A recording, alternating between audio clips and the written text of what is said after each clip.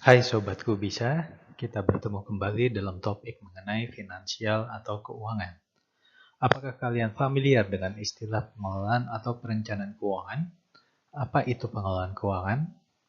Pengelolaan atau perencanaan keuangan adalah bagaimana kita mengalokasikan pendapatan yang kita miliki untuk mencapai tujuan keuangan tertentu di masa depan. Dasar pengelolaan keuangan adalah 90% disiplin dan 10% pengetahuan. Kemudian ada tujuan yang ingin dicapai dalam waktu tertentu di waktu mendatang, lalu menentukan rencana pendapatan, dan yang terakhir adalah membuat rencana pengeluaran. Pada prinsipnya, pendapatan harus habis. Alokasi pendapatan hingga habis harus tepat agar tujuan yang diinginkan bisa tercapai. Cara untuk mengalokasikan pendapatan yang disarankan oleh banyak perencana keuangan adalah prinsip 50, 30, 20. Adanya prinsip 50, 30, dan 20 membuat kita belajar mengenai strategi keuangan. Dengan prinsip tersebut juga akan memaksa kita untuk membuat alokasi anggaran pendapatan. Dengan alokasi yang baik, maka kita juga akan mengetahui kemana perginya uang hasil kerja keras kita. Dan pada akhirnya, kita akan menuai hasilnya dengan mencapai tujuan keuangan yang diinginkan. Lalu, bagaimana cara menghitungnya? Langkah pertama adalah hitung pendapatan bersih bulanan.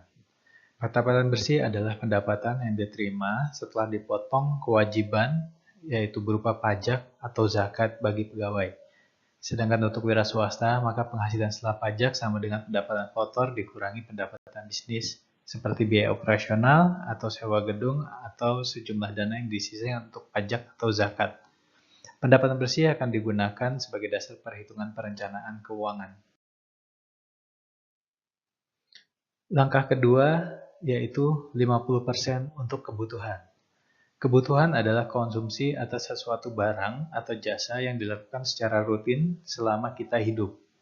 Segera sisihkan 50% dari penghasilan bulan ini untuk kebutuhan bulanan. Contoh dari kebutuhan bulanan yaitu sewa, makan, belanja bulanan yaitu beras, sabun, pasta gigi, dan lain-lain, pulsa, listrik, air, iuran kebersihan, dan sebagainya.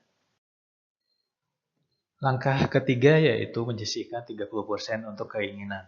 Apa itu keinginan? Keinginan adalah konsumsi atas sesuatu barang atau jasa yang tidak rutin selama kita hidup dan cenderung kepada keperluan sekunder.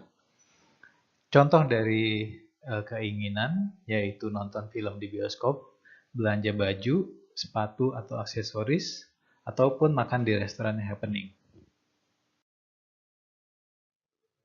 Langkah keempat atau terakhir adalah menyisihkan 20% untuk tabungan, investasi, atau dana darurat.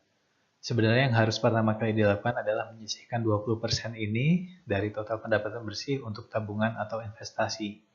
Dana darurat dan persiapan pensiun termasuk di dalam pos ini.